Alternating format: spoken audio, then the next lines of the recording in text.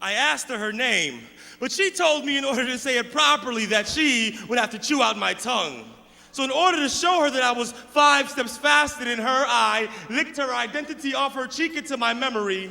She had this era of destruction that lingered in her eyes, making her look all the more exotic than the voodoo priestess that she was. She spoke with her hands and moved her neck like a metronome. Our interaction was musical, so I sang pickup lines to her, poured compliments into her ears that massaged her vocal cords until her phone number fell out of her throat.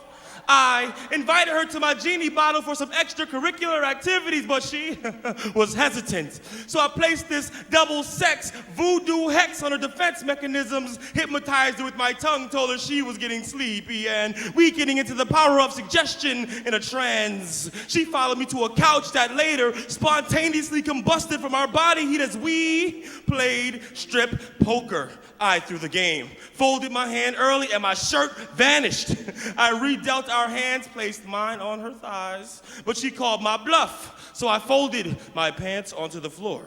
But she was still unsure as to why I felt I deserved her, so I told her, baby, you inspired me to write poetry that should be bottled up and sold to sexaholics as aphrodisiacs. On top of that, I have to thank you for allowing me to introduce myself. You see, now I have a face replaced with a body that's been splashing around in my wet dreams between the ages of 12 and yesterday. I've been tracing your silhouette in Marsh and pixie dust so I can have an outline of what a perfect woman should be. If you please, just let my lips dance across your stomach into your circadian rhythms, fill the room, and your inhibitions unravel to the floor. What's more, I want to alter my mind state by taking hits of your DNA into your back spasm. And you have muscle contractions, and I'm going to just lay back and watch your reactions while I familiarize myself with your feminine flavor to the point I can identify you in a Folgers taste test.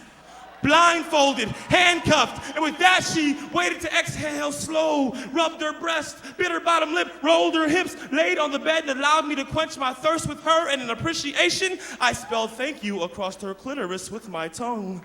And to the point of penetration was imminent, but she told me to be patient. See, what she was about to give me, I had to be ready to die for, but I just couldn't wait no more. The point of prophylactic application had long since come and gone because I had somehow dropped the unused box of condoms from my hand, and as they fell to the floor, they vanished as we melted into each other, becoming nothing more than a puddle of iniquity, rhythmically moving back and forth. She stopped me and said, baby, is this how you like it? And I said, hell yeah. And she said, good.